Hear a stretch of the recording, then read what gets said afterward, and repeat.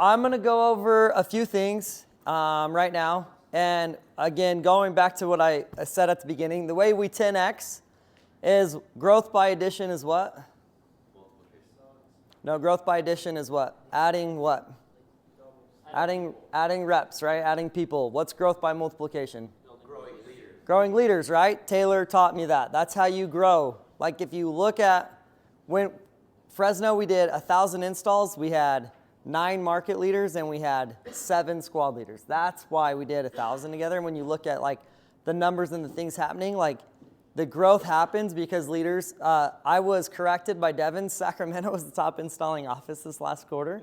And shout out to Sac. And, oh, he wasn't even here. So never mind, I redact that statement. We can announce it again. But you guys have a lot of leaders. Like when I went to visit the team, I was like, holy crap, like you guys are such studs. And that's why you guys did what you did, because you had such a solid leadership group. And so I'm just going to review this, but I'm also going to give a training on, we talk a lot about growing leaders, and we don't talk about how to do it. And so I've thought a lot about how you do this. And so I'm going to break this down. I'm going to kind of break it down. And one thing before I get into that is something like that Dustin just did, and I'm really impressed by, is Dustin said, hey, look, like what we're doing isn't working, and it's not going to work with just me and Kelly. And so regardless of like the things, he kind of threw out like all the traditional like, hey, you got to hit this metric or this metric or this metric. He was like, no, who are the best people I have on my team? And he immediately gave them titles and empowered them to do the role and do the job. So shout out to Dustin for doing that right now. Okay, this is my quote. I came up with this. So establishing a clear path. So I was just thinking a lot about leadership development, and a lot of people outside of our region call me a lot about leadership development. And they're like people either in a team and they're not happy and they want to grow, or leaders trying to figure this out. And what I realized so many people were doing is they were like talking and they were doing events like this, and they had relationships, but they weren't giving them a clear path for growth. And so it made me think of this. Establishing a clear path for leadership is often more effective in creating leaders than focusing solely on their development. So you can talk to someone till they're blue in the face, but if you don't give them a clear runway, a clear path, then it doesn't matter. Next slide. So that's what we did, right? We set up a clear path for leadership in our region. And so we went over this last quarter. We all know what it takes. And a rule we have on the farm is and kind of everywhere, it's 2 quarters in, 2 quarters out, right? So you have to hit it 2 quarters in a row to get promoted. Once you do, you get promoted. It's also 2 quarters out. So you miss it 1 quarter, that's fine. You miss it 2, what happens? You're done. You self-select yourself out. And it's not just like back to back. It's in a rolling 4 quarters. If you miss it twice, what happens? You're done. And so what happens is we have clear standards, and because we have clear standards, it makes it non-emotional. And so when me as your leader and when I meet with someone, like when I met with Tito, it was super black and white. Go ahead. Sometimes people still make it emotional. Oh, it's so emotional. Yeah, Ken. People so like. What you're saying is true, and it's important because, you can be non-emotional to say, hey, look, this isn't obviously I want you to be in a leadership role, but these are the standards. Everyone agrees to them, and you haven't applied them. Yeah. They can still make it emotional, but the fact that it's so clearly defined takes the subjectivity out of it. Yeah. So it's and what this does, I just want everyone to know. When developing a leadership path, there's 2 things that you have to do. You have to protect the people that are already in leadership. You have to protect your position. Because what happens is you give and you give and you give, and you start to resent the people that you gave it to because it took from you. Whereas if you have clear leadership path that not only protects the leader, but what it does is it incentivizes new people to come in, and what it does is it creates the pie to be bigger. And so it's like I'm happy giving you this piece of the pie because you brought that to the table. And so what we want to create as a leadership group is we want to create a group of people that are constantly adding value. And if you're adding value, then it's like no skin off anyone's back to give you more. And so next slide, please. Leaders often invest time in developing people when all they really need is direction. Without a clear path, development is like teaching someone to sell without giving them the sales tools. It just doesn't work. And so you have to give people the clear path. And so when you sit down and your goal, like Rafa wants to build leaders, like Fresno South, their whole plan is building leaders. We sat down with our leadership group and we went over the path. And so when you sit down and you do your one-on-ones, the mentorship that you're giving them is, hit the next slide, is, hey, this is what it requires, and I'm going to help you get to here. And so that's what you're doing in mentorshiping and like mentoring them is like, hey, this is where you're at. I'm going to help you get to here. But in order for you to get to here, you have to hit the standards. You have to hit the standards. I'm going to help you build a squad, but if you aren't bringing in people, I can only give you so many people. And so like a good rule of thumb is like for every one person you bring in, I'll give you one. Or every one person you bring in, I'll give you two. Things like that, however you want to do it. But you have to have like set standards for yourself so that way you're not being taken advantage of while also allowing other people to grow. So for example, I don't have the time to answer combine reps phone calls. I don't have the time. But what I can do is I can sit down with like the 3 people on my squad that hit high performer this quarter, and I can say, hey, Moody, you absolutely been on fire. You've hit 10 every quarter. And he's like, turns out he's a really good leader.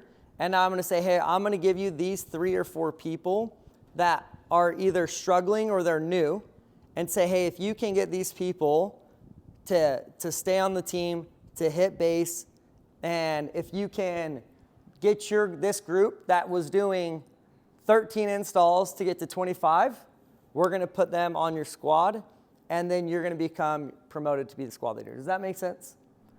Now, if you give them a group of people and they don't do it, what happens? Whose fault is it? Is it your fault or is it their fault? It's maybe both, but usually if you empower them, you tell them everything they need to do and they don't hit it, they can't be mad at you. So you did your job in developing them and mentoring them, and now it's on them to go do it. And so for me, I know all of you guys are the same way. How many of you work with your friends? We all manage our friends. And Ty Williams has a quote. I don't know where Taylor is. Wow. Yep, formality is your friend when managing your friends. So you need a formal structure to manage your friends. And without it, it's really, really hard because emotions are going to get in the way. And so if you have formality and you have the standards, it's like, hey, dude, these are the rules. I love you. I'm going to help you hit these. But if you don't hit them, like, there's only so much I can do. So, for example, like, install calendar. Like, oh, bro, I had it. I just couldn't get it on the calendar. It's like, hey, dude, at the beginning of the quarter, you knew what it was. Like, you knew, therefore, and you took time off. So you shouldn't have taken that time, whatever it is, right? I told you not to take the time off, or I told you about this, and now it's up to you. And so you have to have, like, it's like the carrot and the stick, right? It's like, hey, these are the metrics. This is what happens if you get it. If you want that, leadership is a privilege, and you have to live up to that. And sometimes what people will find out is they actually don't like leadership. They'll find out that, like, hey, this isn't really for me, or I'm not cut out for this, or it's too much pressure. How many of you guys have seen that happen where you give people that spot and then they sit down from it, right? Even in like office competitions, that's a good start to see if people are good leaders, is put them as a captain in an office competition and see how they do. Now, if they get that group of people to do really well, that's your guy. If not, it's probably not your guy. When my co-DM got fired in Fresno my first year, I divided the team up into squads, and I put squad leaders, and they all got to draft, and there was 4 of them. And we did a draft based off like installs on the year, and Adler was the 4th installer on the year, and he drafted he had the sucky team. I was gonna say something and then I was like, I'm mic'd up, so I don't want HR to get me. But his team sucked, but he got this team of nobodies to beat all the other teams, and he out-installed all the other guys. And I was like, okay, obviously this guy's a leader because not only can he do the job, but he can get other people to do the job. And so that's what you're looking for. And so you want to put people in positions and give them small pieces of leadership, like office competitions, things like that. See how they do with that, and then if they excel, then give them more. And then as you continue to give them more and more, they'll continue to level up more and more and more. Any questions about that? Does it make sense? Okay.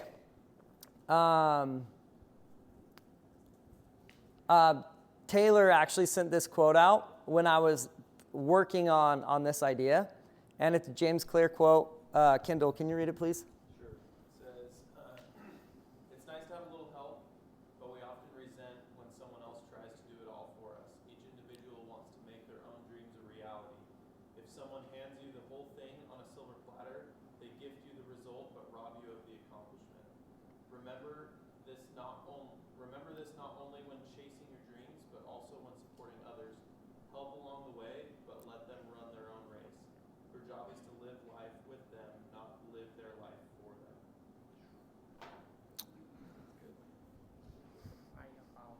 Okay, I don't feel like I need to talk about that. That's pretty. So, really quick though, don't give someone your whole squad.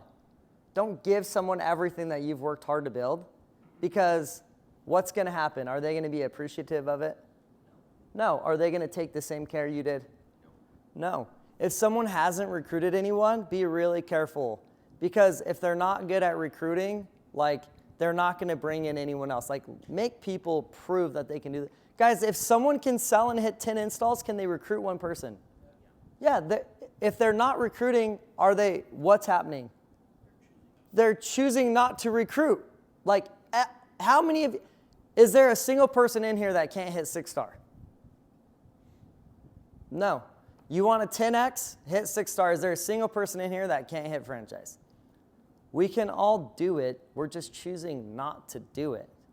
And a lot of the reason why we don't do it is because the platform Sunrun has built, it just the blue machine keeps going, man. It goes really regardless of a lot of the things that we do. And so our job is to obviously steer that momentum in the right way, but then we have to be adding fuel to the fire. And I've been thinking a lot about 10X, and as I think about it, I'm like, dude, when was the last time I brought in a stud? When was the last time I had a Brady fly in from Utah and me and Colton took him to freaking Lazy Dog? When was the last time we did a Lazy Dog recruiting dinner, guys? Last week. Good job. I actually went to Cheesecake Factory. Good job. I take that back. I recruited a stud last week too. Went to Cheesecake Factory. That was the place where he closed people. Anyways, just be really, really careful of this. And next slide. So the reason why Sunrun created the Street 2.0 comp plan, and then we also updated our comp structure. How many of you have seen this? Everyone in here has seen this, right? Okay, so what this does is it protects your equity as a leader while allows other people to come in. Guys, you don't have to take pictures. I'll send it to you. While it allows other people to come in and take part of it, okay? So what do you have to hit as on a personal level to qualify to be a part of this? 10 installs, right? And then as you recruit and develop people, it continues to grow. When you bring on your own people, you're adding more to it. So what's the next slide? Go to that slide. I love this quote. This is from a rap song by Fetty Wap called Trap Queen, in case you're wondering. And Jason Ivansich, will you read this quote for me? Money on the wood make the game go good. Money out of sight cause fights. Yeah. So why would I put this slide up here? I just put this slide up here because it is so important for everyone to know how the comp plan works. And for transparency, yeah, and for so long, especially in Fresno, and I've done the comp for everyone, and then I started to help with I help with a lot of other teams. But what my goal is with Street 2.0, it changed, and the reason why I didn't involve everyone this quarter is because we had to recreate the spreadsheet on how to do it all. But what I want everyone to do is I want to empower every single leadership group in here to control, you are going to put in the numbers. It's a spreadsheet. So you put in the numbers and it will shoot it out for you. So you don't have to go recreate the spreadsheet. The spreadsheet's done. But I'm going to sit down with every single leadership group over the next 2 weeks, and I'm going to go over exactly how the comp plan works and how you're compensated and how you can continue to grow. Because even when you become a market leader, do you still want to grow? Yes or no?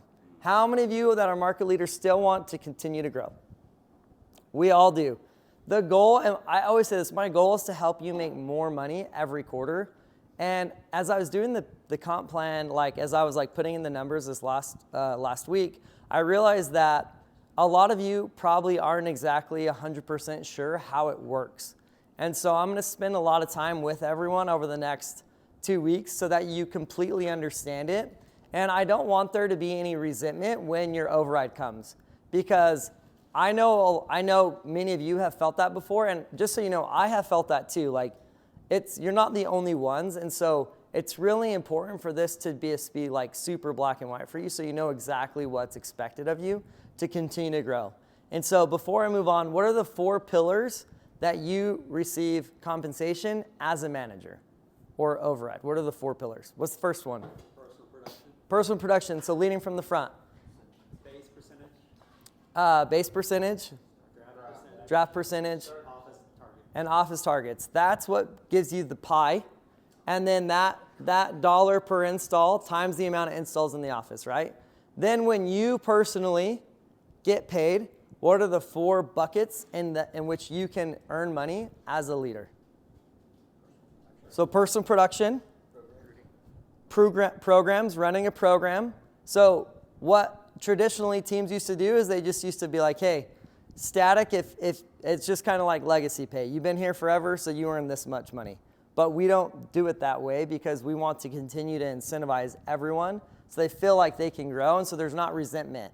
Because Devin doesn't want Jeremy to resent him, or Kendall, Conway doesn't want, whatever, I don't know, you guys, this is the C's. But I built this because I was working with my best friends in Fresno and my family, and I don't want to go hang out at Colton's house and him resent me that I'm 80% DM and he's 2% DM or whatever. That's obviously not the case, but everyone in here is friends with each other, and so in order to keep fostering that relationship and have something that's going good, you need formality, and the formality will be your friend as you do things. And if it's just black and white and it's just on a spreadsheet, it makes it really easy so you guys can have really good relationships, know what's expected of each other, and then go out and perform according to that expectation. And as you do that, the office will grow, the moment, everything will continue to grow because everyone's aligned, and there's incentives, it's aligned compensation. So it's growth. The growth has aligned compensation, so it keeps making you grow and do the things. And so I'm going to spend time with everyone over the next little bit. I'm going to empower you to take this over and do it so that you know what to do and how to do it. And when you pay, there's personal pay, there's program pay, there's squad pay, and there's static pay. And in order to that 4th bucket, the static pay, in order to take part in that, you have to bring in 75 installs between you and your group. Anyways, but we're going to go over that again. But just so everyone knows, those are the buckets. You have to hit your 10. You have to be premier. And then from there, that's what opens you up to take part in the other things. Because if you're getting paid program pay, which is basically training, And if you're not hitting 10, can you train someone else to hit 10? No. And what do we want all of our leaders, what do we want all of our reps to do? We want everyone to grow and develop. And if we can't do that ourselves, then we probably need to spend more time on ourselves before we go worry about other people. So I hope that's helpful, and I hope that is I hope that was good. Any questions about that? And Duff, there's a voting program too. Yeah, Duff, there's a boating program. So, what do you get for that? Yeah, it's a really, yeah. Okay, I'm gonna run through the, actually, so does everyone remember this journey through the street? Go back. So one thing going back through this is Ty did this for us last quarter when he rolled out Street 2.0. He just gave everyone the exact clear expectations of what was expected in order to grow. So just pop quiz. To be a squad leader or to be a team leader on the farm, what do you have to do? High performer or next plus 2 quarters in a row. If you want to get paid squad pay, what do you have to do? You have to bring in 25 installs to be a market leader. What? How many? 50. And then to be a more senior market leader, what do you have to do? 75. You have to bring in 75. Okay. Now, this is cool. Ty brought this out for everyone to kind of show the different levels of what people have to do in order to hit the next levels. And so on the farm, our goal is to, what's our big vision? What do we want to do over the next year? 2 regions. Yeah, we're on 2 regions. We're going to have 5 senior market leaders. What's a region have to do? Of 500 installs. Region has to have 500 installs. So we're technically there. When we were meeting with the director group, they were asking a lot of questions on how to do office splits. And because we've done a lot of them now. Well, we've done 2 of them, which is 2 more than most. And the thing I told them is I just said, hey, what matters, it's not a head count number that matters. What matters the most when you split a team is leadership. Are the leaders ready to split? And so when we split Fresno, the main reason why we split Fresno at the beginning of last quarter is because we had a stacked leadership group. And I felt like I was holding people back by not splitting. I just felt like everyone needed to be on their own and go do their thing. And what's happened, Brady talked about it earlier. Actually, everyone talked about it when they were talking about their highs and lows. But it was really, really hard, but it has also been one of the best things for us. And comp-wise, it sucks when you grow. You usually don't receive the benefit of the growth for a while. And so it's it's like a startup all over again where we're investing in the business, and then we know eventually it's going to blow up. But I just want to go, the next thing that we need as a region is we need a senior market leader. And so if you look at the role of a senior market leader, Okay. If you look at the role of a senior market leader, this is kind of what's required of them. So they need a significant region role. They need to be running a flagship office. They need a high league and recruiting rank. These are the roles. And really, when you think of what a senior market leader is, Taylor, what is a senior market leader? Ultimately at the end. The best market leader in the region besides the director. It's the best market leader in the region. So that's really what we're looking for. And I'm going to end with this training, and then I'm going to give the rest of the time over to Taylor. But will you go to the tyranny of... And if you have questions of this, when we go over our one-on-ones over the next 2 weeks, I would love to dive into it more. But I read this blog post by Seth Godin, and it's called The Tyranny of Being Picked. And I love it so much. And it's a cultural instinct to want to get picked, to seek out the permission and authority that comes from a publisher. Actually, I'm gonna read this other thing. I'm gonna read the whole thing, and so just give me a second because it's gonna be boring.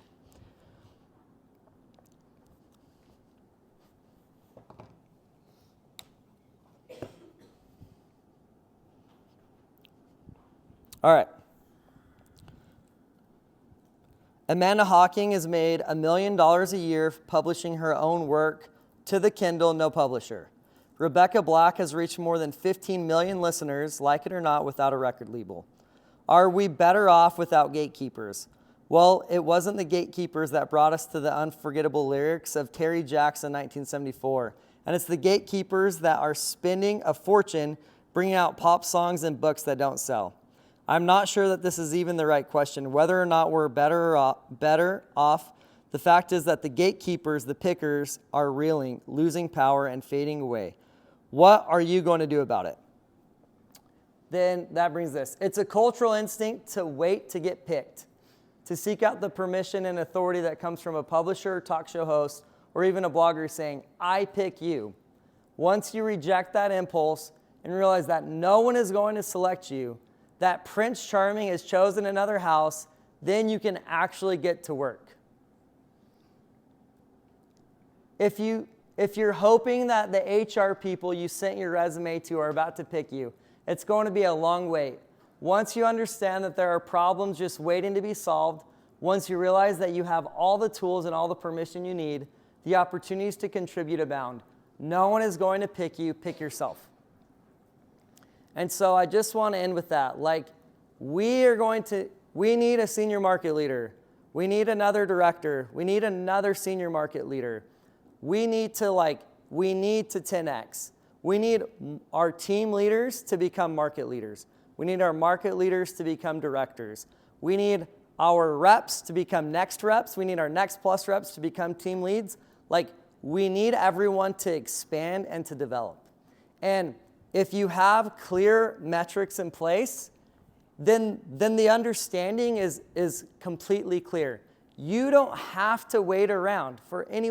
Guys, when Devin hired me to be a DM 6 years ago in Fresno, he was not hiring me to be a director. Dude, I had 50 installs. I'd literally, luckily, my recruits were really good. Luckily, I recruited Jason, and he broke the combine record, and I recruited another stupid dumbass that doesn't work here, but he broke the combine record. Dude, I recruited some studs, and I had some lucky breaks, and I was the right guy at the right time. And because I was the right guy at the right time, I got my lucky break.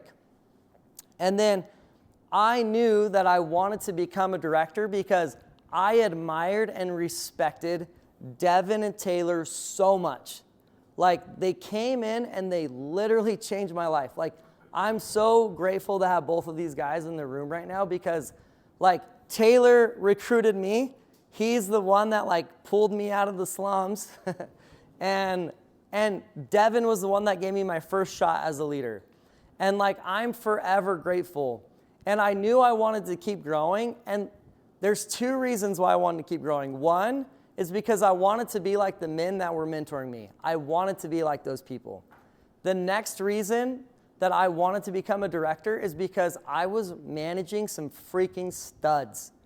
And I felt like I needed to get out of their way so they could keep developing. Dude, Adler is literally you guys watch Patrick Mahomes last night? You guys seen Pat Mahomes play? Why is Pat Mahomes so good? Because he can do it all, right? He can run, he can pass, he's a leader, he can do all. That's how Adler was. And then we recruited Colton and Brady and Fernando. There are so many studs in this room. We literally have Jeremy Atkinson, who's the best rep in the West Coast. We have, how many of you hit franchise last quarter? Raise your hand. Look at all the franchise reps. How many of you have been doing the job? How many of you have been a market leader for more than 3 years? Colin? There's a lot of you that have been doing it for a long time. And then we have a lot of newcomers, Todd hit franchise and 6-star recruiter. He was the highest stock earner in the company last quarter. Give it up for Todd.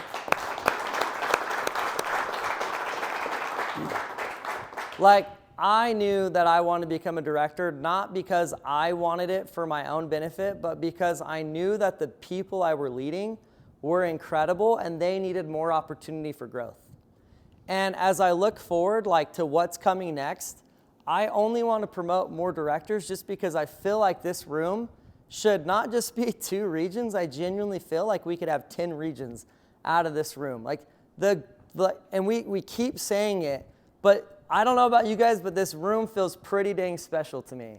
And I think we're going to look back in a few years from now at like the people in this room, and we're going to think of like the roster it had, and we're going to have a bunch of people that are directors and senior market leaders and are running other parts of the business and running different markets for the company. And I think we're going to experience some pretty explosive growth. But let me say this.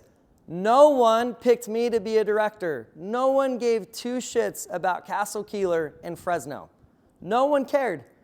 I was surrounded, like when I was promoted to be a director, just so you know, surrounding me, I had Sterling in Bakersfield, Sterling Hills, legend, like he literally just hit 1,000 installs. I had Ty Mickelson right above me in Stockton. Then I had Devin Arp right above me. So I was literally landlocked with 3 people that have been in the industry forever, like that have more sales experience in like, I mean, I was on my like third, like literally I was like 4 years into it, and they had been doing it for 20 years. So no one was going to pick me. Like I wasn't the guy going to Lake Powell with the guy. Like I wasn't that guy, and I'm still not that guy. It's like if I want that next phase of my growth, I'm not the dude that they're inviting to go hang out with on the weekends. And that doesn't matter because we work for a company that doesn't care about that stuff. They will grow you and promote you based off merit, and the other stuff, it doesn't really matter. And so what I want to end with you guys is I just want to leave you guys with like a call to action. Whatever you want next, it is up to you to go get it, because no one is going to hand it to you. Because everyone else, they're trying to get theirs too. And so whatever the next step is that you want, reject the tyranny of wanting to be picked and decide today to pick yourself. And if you decide today to pick yourself, get rid of that 80%, focus on the 20%, become the person that you need to be to attract the position. And if you become that person, then no one will question it when it happens. Because the people we are all the most excited about are the people that fought and scratched and earned it. No one is impressed by the person that threatens to go to a dealer or they're getting promoted. Like no one is impressed by that person. But people are impressed by the person that stayed and was loyal and put in the work day after day, week after week, month after month, quarter after quarter, year after year.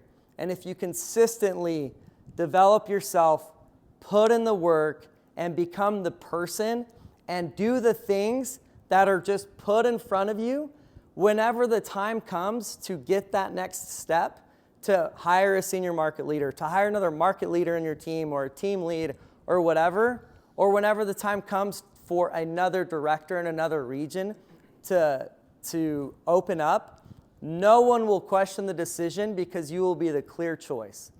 And what I see so often is people lose focus and they get impatient and they fumble the bag at the 2-yard line and they shoot themselves in the foot right before the promotion or the thing was about to happen. But if you stay humble and you stay patient and you stay in that like pride, like the good part of the pride cycle, and you have a good attitude and you're humble and you have good goals, big goals, and you keep doing those things and you're a good person and people want to work with you, which is one of the biggest things, as you do those things, the opportunity will come and you will have picked yourself. And because you picked yourself and you became that person, no one will question it, and everyone will be glad that you are their leader. Because when you are picked, it's a lot of stress and a lot of pressure, and there is nothing harder than leading people that don't want to be led by you. And so if you can become the person that other people want to work for and work with, then it'll be not just the pressure won't be so bad, because you'll have your team with you. They'll make your load lighter. And not only will you grow, but you'll have a lot of fun in the journey because you're doing it with a bunch of people that you love and respect. And I love and respect every single one of you. I'm grateful to be your leader, and I'm so excited to 10X and see what we do over the next few months. Love you guys.